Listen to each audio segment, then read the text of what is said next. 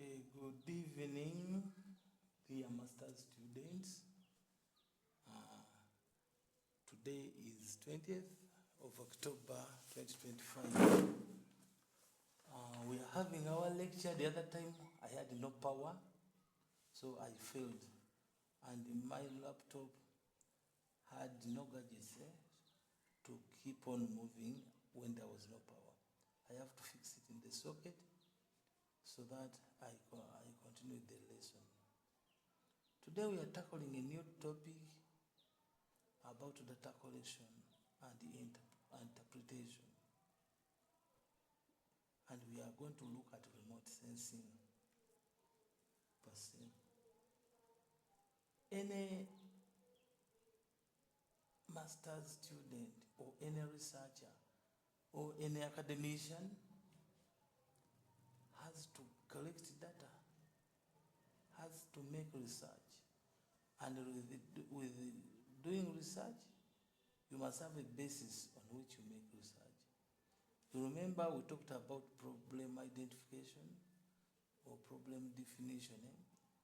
Before you do research, there must be a problem which you have to address.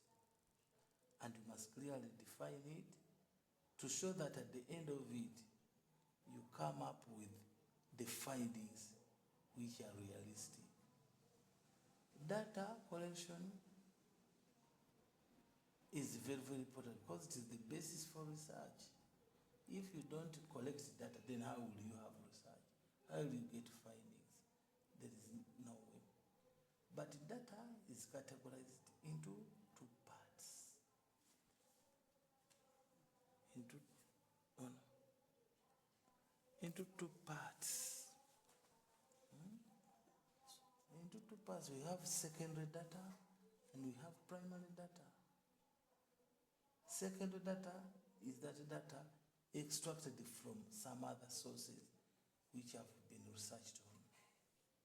It can be in textbooks, it can be dissertations of other people.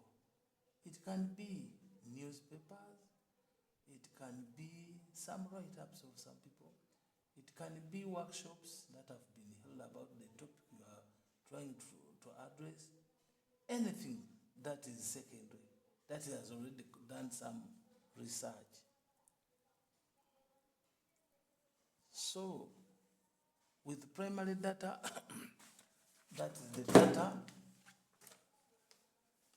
the data which you go yourself, either by use of questionnaires, and you go face to face.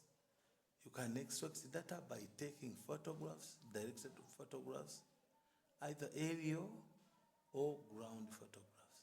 That's now primary. You go yourself and collect that data. So data is also categorized into two ways. There's quantitative data, that is which is descriptive. For instance, opinions, interviews, observations. If you go and look at yourself at maybe an object, then that's qualitative. You see and you assess yourself using your eyes. You can use a camera to see for you, but actually it is you directing it. There are some interviews where you go, you talk to face to face with some people. You discuss certain issues at length, and that will be an interview. People prepare questionnaires. You ask someone a question, and you write the answers on the questionnaire. Or you can be just recording them somewhere using these modern gadgets. But at least you are interviewing someone who is responding to your questions.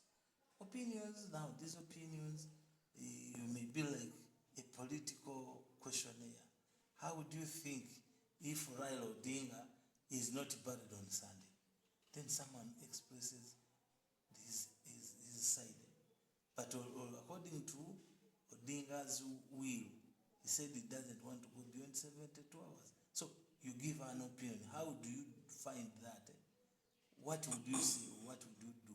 If he's not buried, what is your thinking?